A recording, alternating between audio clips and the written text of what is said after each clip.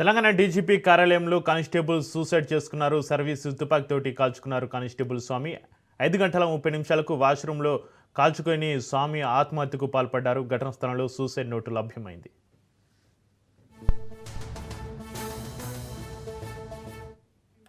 ఈ ఘటనకు సంబంధించి మరింత సమాచారాన్ని మా ప్రతినిధి సునీల్ ఫోన్లో అందిస్తారు. సునీల్, తెలంగాణ డీజీపీ కార్యాలయంలో కానిస్టేబుల్ స్వామి ఆత్మహత్య చేసుకొని చనిపోయినటువంటి సంఘటన స్థానికంగా తీవ్ర కలకలిస్తుంది. 5 గంటల 30 నిమిషాల ప్రాంతంలో వాష్రూమ్ లో వెళ్లి తన రివాల్వర్ తో ఆత్మహత్య చేసుకున్నటువంటి కానిస్టేబుల్ స్వామి మృతదేహంపై అక్కడ ఉన్నటువంటి స్థానికులు గుర్తించారు. వెంటనే స్వామి సంబంధించినటువంటి కుటుంబ సభ్యులకు సమాచారం ఇచ్చారు.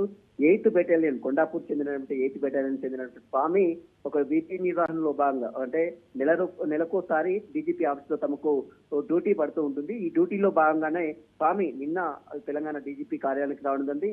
అయితే కుటుంబ కలహాల నేపథ్యంలోనే స్వామి ఆత్మహత్య చేసుకొని చనిపోయినట్లు కూడా ప్రాథమికంగా పోలీసులు గుర్తించారు. ప్రస్తుతం అయితే ఒక సూసైడ్ నోట్ ని స్వామి చనిపోయినటువంటి ప్రాంతంలో ఒక సూసైడ్ నోట్ ని గుర్తించారు.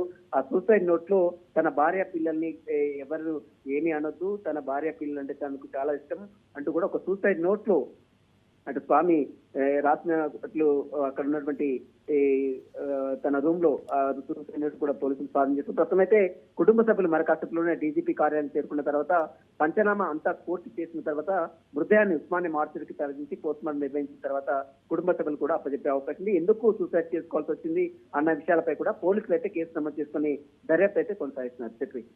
Right, thank you Sunil.